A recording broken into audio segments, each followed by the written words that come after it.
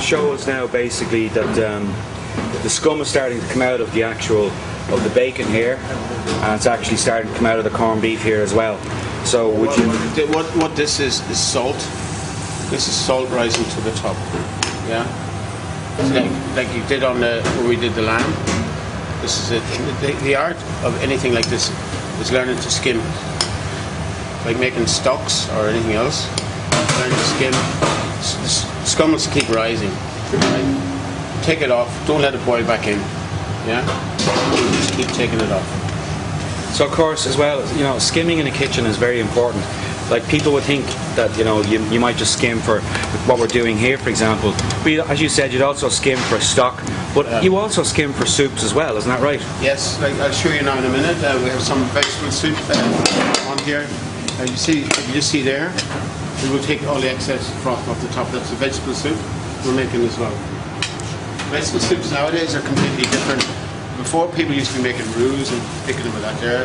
This has been fresh vegetables, cooked potatoes and everything else. We're just making its own stuff. And what we do is we take all the scum off it, but then we use a blender. We just blend the soup. I see. So it's actually more of a puree soup than anything else. And of course, we'll be going through all the different soups that there is in the website as well. Yeah, we have the consommé already done.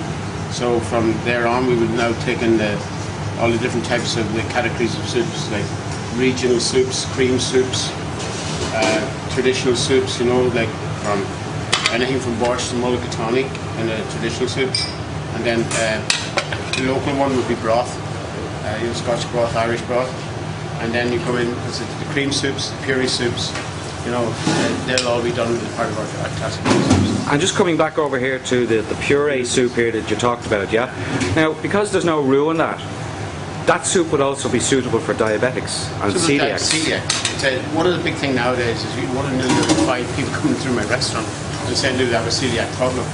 You know, and even for tours, we get people on tours, people come on tours all through the summer here, and I've got one tour coming in with so many vegetarians, vegans, celiac problems, all dietary needs, you know, like people who have kidney problems, low salt, low sodium, and you just have to mind everything.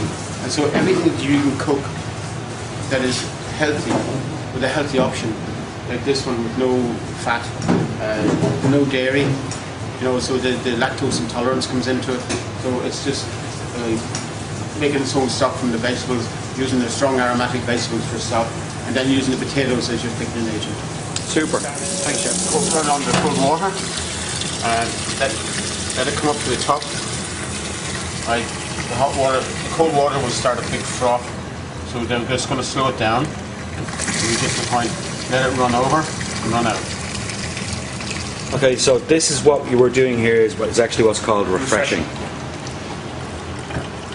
So pay attention there now, chefs, and for those of you at home as well. If you just want to look there, you see all the excess grease will just run up. Right? Yeah, you can see. Yeah, you can see that coming out of the pot there. So would we let that just go completely cold? We want all of the actual. You want to get it till it's only clear water coming out of the pot. Right. You don't want to be too vigorous. If you turn on too vigorous, your lamb will burn south. Okay, just let that'll all happen away. Just let see it all. You're getting rid of all the impurities. So basically, what we would be left with here is clean water and washed lamb, basically. Yeah. Perfect. It's only blanched, it's not cooked. Right? And then we're going to put the lamb back on. When the lamb is cooked for a little bit, then we will add the vegetables to it. We won't add the potatoes to it till about 20 minutes or so to go, or 30 minutes, just because otherwise the potatoes will get overcooked.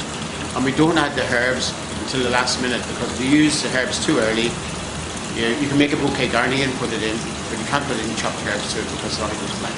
Okay, and that's a very important point as well, to make sure that people and chefs understand this meat is not cooked. As Chef said here, it's just blanched, alright?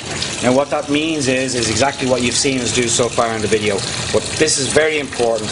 This meat is not cooked, okay? Remember that. Because it's a shoulder, neck, it's tough. You know, it takes a good bit of cooking. Great stuff. Thanks, Chef. Very cooled.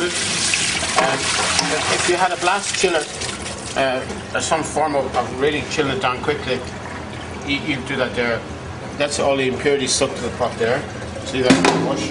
Just give it a quick rinse off.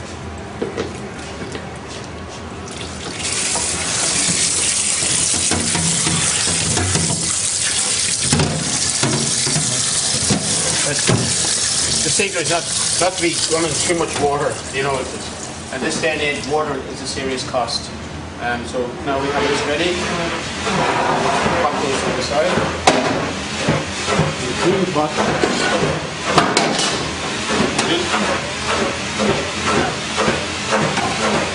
It's all nice pieces of lamb, mutton, pocket. Alright, so that's the pocket done. Get some more cold water in. I'm going to put loads of water in this time because we're going to be adding vegetables to make up the Irish stew, which is the formation of Irish stew. Loads of vegetables. We said a little half an hour ago we put some diced potato into it, and we served some potatoes on the side. Some people in modern age like to put cabbage with it, but you don't. I'll show you about cabbage later on. You would just, all you would do with cabbage is you would add it at the last minute to cook. You wouldn't be putting it in because cabbage gives it a very, very strong and distinct flavour. You can use it as a garnish if you want to, but not in an Irish stew. It's celery, leeks, onions. Twist nowadays could be a piece of fennel chopped up into